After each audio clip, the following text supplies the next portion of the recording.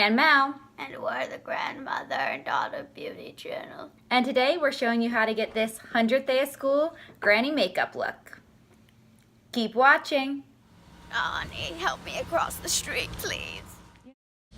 So we've actually never done older makeup before. This is our first try. This isn't the look that we actually did on this school day. We tried to do it on a Saturday before doing the actual look during the week, just to see how long it would take. Basically, all you need is kind of neutral color, eyeshadows or contour, anything that's in the brown or darker gray channel. We used browns for the shadows. I've seen people use blacks and grays. It just depends, I think, on your skin tone. I think blacks would be a little too harsh and a little bit too skull-like on our skin tone. So really, what I did was I made Lily, kind of like scrunch her face and furrow her brows, because I wanted to find naturally where she would wrinkle. Wrinkles deepen over time, so they definitely come from expressions that we're making. So I wanted to get some that would make sense. So, like I said, this is my first time trying it. The second time I didn't actually end up doing those two. It kind of made the head look a little bit skullish. So I just did ones that looked like true aging, signs of aging. And really you just go through with your initial tone. So the first color I used was like a coolish medium brown. And you just kind of get all the crack spots. Anything you have is going to deepen as you age. So Lily's cheekbones are going to deepen. I did soften that part up a bit on the actual school day because it turned, again, a little bit too skullish. But hey, you live and you learn. Sometimes you just got to try things out, see what happens. So you just kind of do your initial sketching. I'm not sure that old ladies have contoured noses, but I did it anyway, so it would blend in with the rest of her face.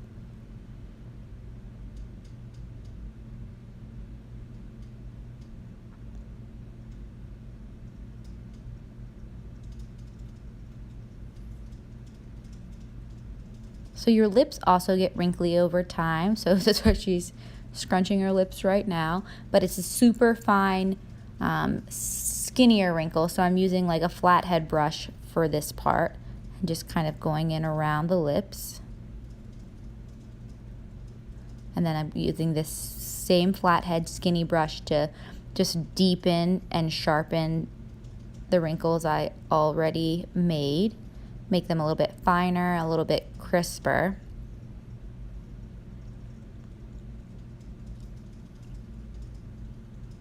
Crow's feet. She definitely needs some Botox.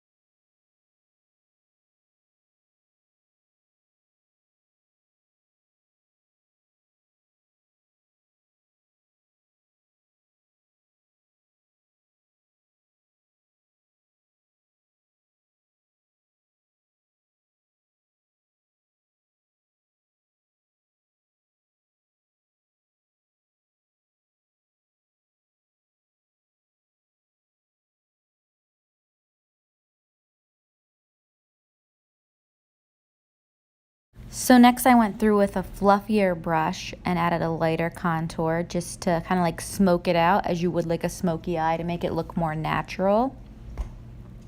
So just really defining where the cheekbone is. It's basically now going over all the lines you already did and just blurring one side out a little bit.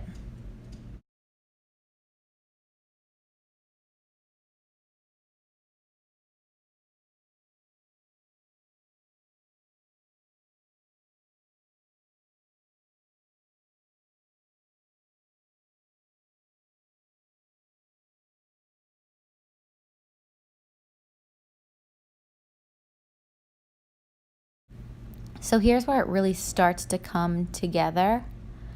You use a white color and you kind of make a white cast over the whole thing. It's kind of a form of highlighting and contouring. You're just highlighting and contouring in places that you normally would not if you want to look younger on a regular basis.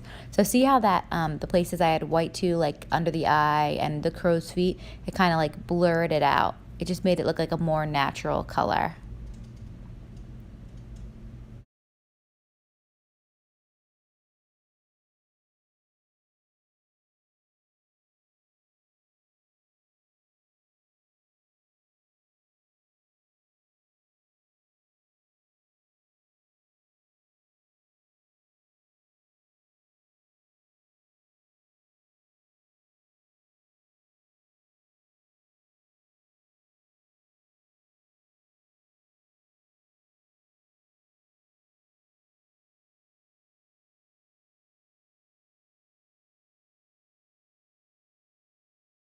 So now I'm adding white in the highlighted area. So it's in the places that I don't already have the brown or the contour spots. You can see on the cheekbones, there on the tip of her nose.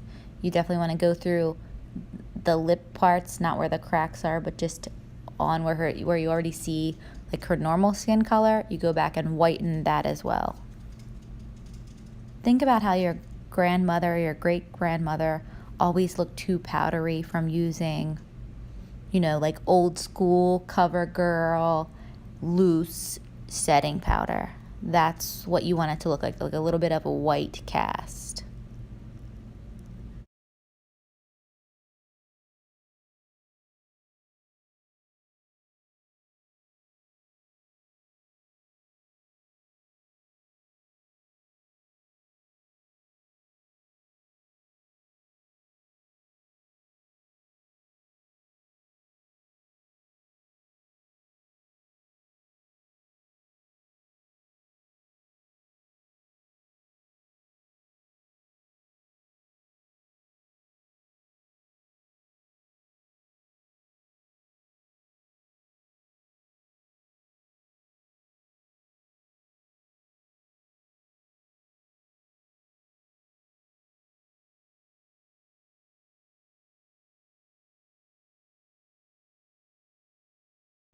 Now I'm just going to use a setting powder to blend everything I've done in. Smoke out the whole look, get rid of any harsh lines.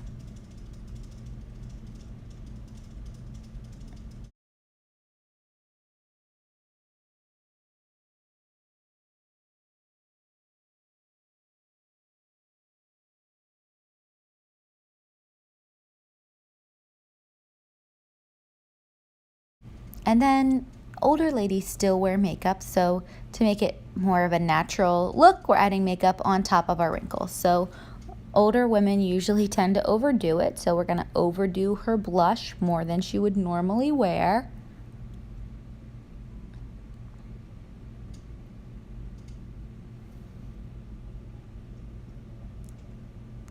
Then we realized when you have an old lady face, you need an old lady neck. So we're basically doing everything we did on our face now on the neck.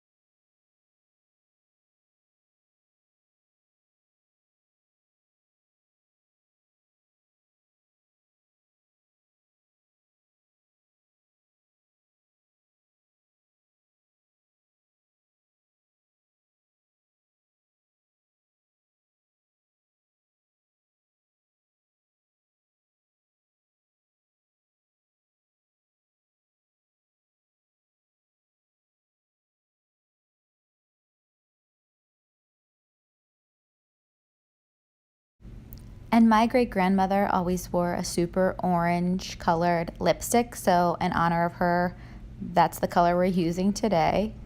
I actually really like this orange on myself for like a regular, younger, summery look.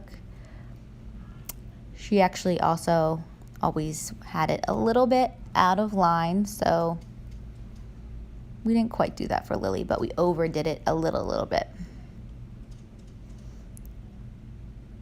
Doing Lily's eyebrows, because you can't have young eyebrows when you're a grandma. Your eyebrows would be kind of colored the same as your hair, so starting to get a little bit gray. And as you get older, hair starts to become more wiry and more bristly. So I'm taking my normal brow product from Too Faced and I'm brushing up and more like towards the nose to make it seem like a little overgrown, or like they haven't been groomed in a little while.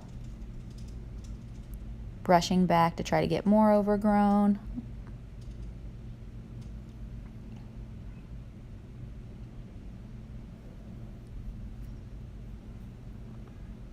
And then as a finishing touch, we're gonna add a hairy little wart or mole, hairy mole. So this, I think I started trying to use an eyeliner pencil, but it just wasn't getting deep enough for me. So for this, I am using a little bit of the black mixed with brown because I really want it to look like the wart sitting there. So I'm adding it on the bottom so it looks like a shadow. And then I'll add a little bit of lighter color to blur it out and white towards the top for highlight.